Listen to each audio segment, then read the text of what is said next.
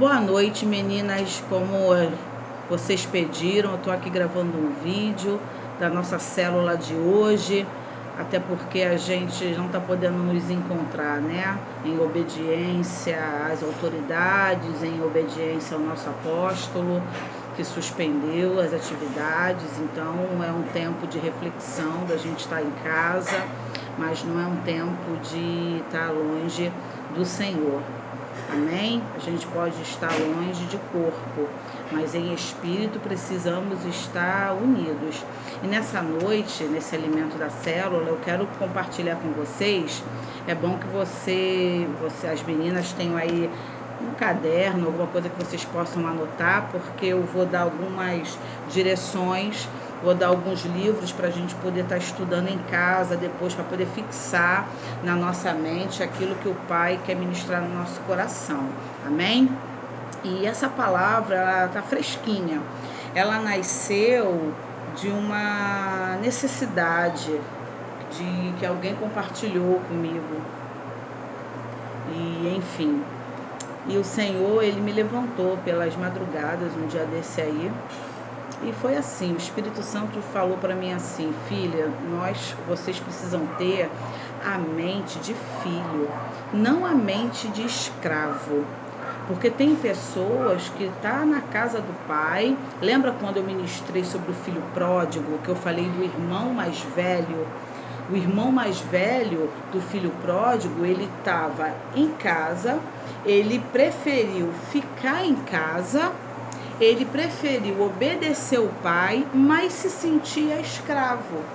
Quando o filho mais novo, o irmão, né, do filho pródigo, retornou para casa e o pai fez uma festa e restaurou a sorte do filho pródigo, o filho mais velho ficou irado. Chegou para o pai: como pode, pai? Eu aqui sempre estive com você, eu sempre permaneci e eu sempre trabalhei para ti como um escravo. O filho mais velho estava na casa do pai, na mesa do pai, mas se sentia como escravo, não se sentia como filho. E o pai chega para ele e fala assim: mas meu filho, tudo que eu tenho é teu. Você se assenta à minha mesa, você come comigo todos os dias. O que você me pede, eu te dou. Aquele lá, estava afastado. E agora ele retorna e você não o recebe. Então, muitas das vezes, a gente tem a mente de escravo, como o filho mais velho tinha, se sentindo escravo, se sentindo não dependente do que o pai pode fazer, sabe, na nossa vida. E eu queria que vocês aí na casa de vocês abrissem as suas Bíblias. Primeiro vamos ler João, capítulo 1, versículo de 10 a 12. Diz assim a palavra do Senhor: aquele que é a palavra estava no mundo, e o mundo foi feito por intermédio dele, mas o mundo não o reconheceu. Veio para o que era seu, mas os seus não o receberam. 12. Contudo, aos que receberam, aos que creram em seu nome, deu-lhes o direito de se tornar filhos de Deus. João 1, versículos de 10 a 12. Agora vamos para João 15, a partir do versículo 14, diz assim, vocês serão meus amigos, se fizerem o que eu vos ordeno. Já não os chamo servos, porque o servo não sabe o que o seu senhor faz.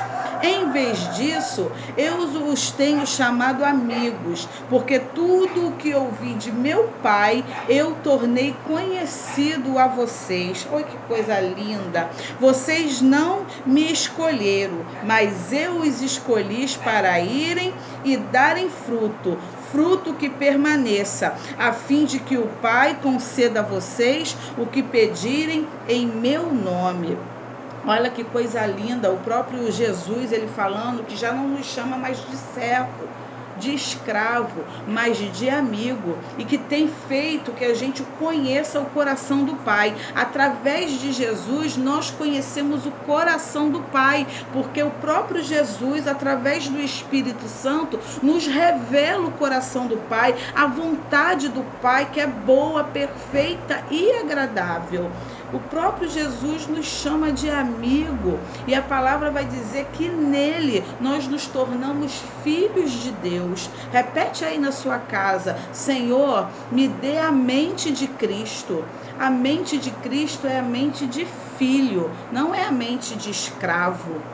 Amém? Agora abre comigo aí em Romanos, né? A gente está tendo aí a direção, né? Para quem aí não sabe, não tem lido, o apóstolo Fecuri tem nos direcionado nessa quarentena a ler o livro de Romanos. E Romanos 8 tem algo lindo também que o apóstolo Paulo ele vai estar falando. Romanos 8, que vai falar da vida, né, pelo Espírito Santo, a partir do versículo 14. Vai dizer assim, porque todos os que são guiados pelo Espírito de Deus são filhos de Deus. Você tem sido guiada pelo Espírito Santo de Deus? Então você é filha, pois vocês não receberam um espírito que os escravize para novamente temerem, mas receberam um espírito que os torna filhos por adoção, por meio do qual clamamos, Abba, Pai. O próprio Espírito testemunha ao nosso espírito que somos filhos de Deus. Se somos filhos, então somos herdeiros, herdeiros de Deus e co-herdeiros com Cristo, se de fato participamos dos seus sofrimentos, para que também participemos da sua glória. Então, qual é a reflexão que eu quero trazer para a célula nessa noite, para a gente que está vivendo esse momento tão turbulento, né? Eu estava conversando com minha sogra anteontem, e eu falei, Dona Conceição, eu tenho 45 anos, eu nunca vivi isso. Olha que a gente já teve H1N1, a gente já teve outras gripes tão poderosas, né? Que mataram muita gente, mas quarentena é a primeira vez que eu vivo. Estava conversando com algumas amadas, que a gente agora só conversa pelo WhatsApp, né? Estava conversando com algumas irmãs e outras irmãs, muita gente assustada, muita gente com medo, muita gente retornando para o Senhor, sabe, muita gente com medo, desorientada, porque uns orientam uma coisa, outros orientam outro, o presidente fala alguma coisa, o governador fala outro, e aí o prefeito fala outra coisa, e aí o povo fica sem direção, sem saber o que fazer. Então eu falei com uma vizinha, que a gente sempre fala todos os dias pelo WhatsApp, eu falei, um dá uma direção, outra dá outra direção, mas eu prefiro ficar com a direção do Senhor. O Senhor tem falado para mim, não temas que eu sou contigo, não se apavores porque eu sou teu Deus. O Senhor, ele vai falar para mim lá em Salmos, que a gente costuma, né? A gente costuma citar de vez em quando, mas é algo verdadeiro. A Bíblia toda, ela é verdadeira e a gente precisa vivê-la. O Salmo 91 vai falar o que para mim e para você, né? Aquele que habita no esconderijo do Altíssimo, a sombra do Onipotente, descansará. Então, o nosso descanso é no Senhor. Porque se a gente ficar pelos que os noticiários andam dizendo, a gente não vai viver. A gente precisa ter a mente de Cristo. A mente de Cristo é mente de filho. Filho não tem medo. Quem tem medo é o escravo, o servo. A mente de escravo faz com que você olhe para o pai e tenha medo da punição, tenha medo do castigo, tenha medo da ira de Deus. Nós, os filhos da luz, precisamos ter a mente de Cristo, como Paulo vai trazer para a gente, lá em 1 Coríntios, no capítulo 2, versículo 16, vai dizer que nós temos a mente de Cristo. A mente de Cristo é aquele que confia, é aquele, como Jesus, ele falou lá quando ressuscitou a Lázaro, falou assim, olha, eu sei que o Senhor sempre me ouve. Isso é a mente de Cristo, é saber que Deus sempre nos ouve. Como diz a palavra aqui que nós lemos em João 15, no versículo 7, vai dizer: se estiveres em mim e a minha palavra estiveres em vós, pedireis o que quiseres e vos será concedido. Então é um momento que nós, filhos de Deus, não podemos nos apavorar, não podemos nos amedrontar. Ontem a diaconisa Jô trouxe um alimento, né, no momento do culto, que diz que nós precisamos sorrir em meio à tribulação. Sorrir em meio à tribulação. Sabe? E é verdade, é muito louco, tá o caos que está, né? O país pode quebrar, a gente não sabe como será daqui para frente, assim, o país pode quebrar financeiramente e a gente ter essa paz que o mundo não entende, é a paz que excede todo entendimento. Essa palavra exceder é romper com o entendimento, é romper, é rasgar. Então nós precisamos ter, sabe, essa paz que não é ausência de guerra, é a paz na guerra. O mundo pode estar desabando, mas você sabe que tem um Pai que cuida de você, tem um Pai que provê as suas necessidades, tem um Pai que envia o seu sustento, tem um Pai que te dá o maná diário, é um Pai que, se necessário for, tira a água da rocha para saciar o seu povo. É esse Pai que eu estou falando, é disso que eu estou falando. Ter a mente de Cristo é ter a mente de filho e saber que nada vai nos faltar, que tudo tem um propósito, que tudo tem um tempo determinado e esse tempo vai passar. Eu tenho falado com algumas amadas que é tempo de deixar de abraçar. Tem tempo de abraçar, como diz Eclesiastes, né? 3, e tempo de deixar de abraçar. A gente está vivendo um tempo de deixar de abraçar. Eu continuo abraçando aqui as minhas filhas e meu marido, mas assim, socialmente, outras pessoas, a gente tem deixado, né, de fazer isso. Eu visitei a minha irmã ontem e fiquei falando da janela. Ela dentro de casa com as crianças e eu do lado de fora com o Charles, falando com elas da janela.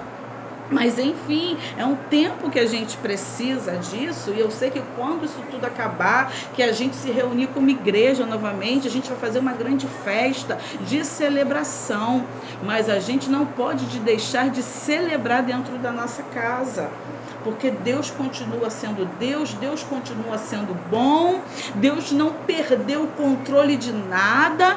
Eu estava conversando com minhas filhas e falei assim, ó, Deus, ele tem total controle da quantidade de fio de cabelo da nossa cabeça, e olha que aqui em casa todo mundo é cabeluda, e a gente, né, as escovas, os pentes, os ralos, o marido fica doido, né, com o cabelo que cai, a gente tem que estar tirando diariamente, e Deus tem o controle disso. É coisa linda. Deus tem o controle das folhas das árvores que cai. Deus não perdeu o controle não, querido. Se é um tempo de ficar em casa, mas não é um tempo de esquecê-lo.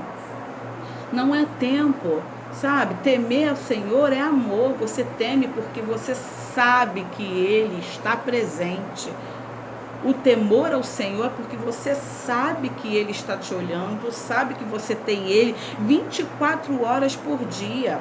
O temor ao Senhor faz com que a gente não seja santo somente perto das outras pessoas, mas santo porque a gente sabe que Ele está presente, que Ele é real, mente de Cristo. Agora, a mente de escravo, você tem medo, você vê um pai tão distante, um pai tão punidor, tão castigador. A Bíblia vai dizer que todos nós vamos colher, sabe, dos frutos dos nossos atos, mas isso é todo mundo, ímpio e não ímpio. Todos nós vamos colher dos frutos dos nossos atos, né? Não é que Deus castigue, mas é a recompensa do pecado. Todo pecado gera morte. né? A gente está cansado, a gente está careca de ministrar essas coisas na célula. Então não é tempo para desespero, não é tempo para medo, até porque o verdadeiro amor lança fora todo medo. Quem é o verdadeiro amor? É o Pai, é Jesus. Ele nos amou primeiro, amém? Nenhuma de nós, amadas, nem eu, vou falar aqui os nomes, né, das meninas da célula, Neuza, nem Lúcia, né, nem Daiane, nem a Jaque. Nós não somos merecedores da graça do Pai, mas Ele decidiu nos amar e entregar sua própria vida por mim e por você, para que tivéssemos vida e vida em abundância. Então a minha palavra nessa noite é que a gente venha ter uma metanoia, uma mudança de mentalidade, não mais mente de escravo, mas mente de filho. Pai, eu sei que o Senhor me ouve, não está distante, não, está muito perto, está mais perto do que a nossa próxima respiração. Pai, está tão perto, mais perto do que a nossa próxima respiração. Então receba essa palavra no coração de vocês, receba, sabe, esse alimento. Sabe, renova a sua mente, a sua esperança em Cristo. Ele tem cuidado de nós, Ele tem cuidado dos nossos filhos, Ele tem cuidado da nossa casa. Não permita que o desespero bata a porta, não abra. Fala, sai, porque quem tem cuidado de mim é o Senhor dos Exércitos. O meu Pai tem cuidado de mim e tem provido todas as coisas que eu tenho precisado. Amém? Está repreendido todo o desespero, todo medo. Todo medo, deixa a paz do príncipe da paz invadir o seu coração, invadir a sua alma, invadir o seu espírito, essa paz que não fica na barreira, ela rompe, excede, precisa exceder essa paz, precisa romper com o seu entendimento, sabe, romper ao ponto que os outros lá de fora não entendam a paz que você tem vivido dentro da sua casa. Pessoas olham para você, pessoas olham para mim. Nós precisamos ser sal e luz nessa terra, precisamos iluminar e salgar, mas temperar na medida certa, a vida da nossa nação, dessa gente, é através de mim e de você. Né? Eles aguardam a manifestação dos filhos de Deus. Então a gente não pode haver desespero na nossa vida, na nossa casa. Tem que haver confiança. Amém? Deus abençoe a vida de vocês, tá? O Senhor me deu aqui uma série de ministração que eu já comecei, já tem uns 15 dias aqui em célula, falando sobre estar sóbrio no momento da adversidade. São 3 mensagens. A primeira eu já falei que foi sobre joio e o trigo. Quem não veio perdeu essa ministração. Joio e trigo. Agora eu vou falar aqui, ó, deixa eu ver aqui como é que eu botei, né, a importância de estar sóbrio e vigilante sobre a vinha de Noé, coisa linda que o Senhor tem me dado sobre a vinha de Noé. E outra coisa, Epístola de Judas. Oh, meu Deus do céu, o Senhor está me amassando na Epístola de Judas. Só 25 versículos, mas a gente vai falar sobre os aproveitadores da graça, vai falar sobre o caminho de Caim, sobre, meu Deus, a ganância de Balaão. Ó, tá sensacional. Então, se a gente não se vê pessoalmente na próxima semana, a gente vai falar sobre isso assim, né? Aí, se vocês quiserem em vídeo, eu faço vídeo. Se vocês quiserem em áudio, eu gravo áudio para vocês. Mas a gente não pode ficar sem esse alimento. Amém? Beijo no coração de vocês.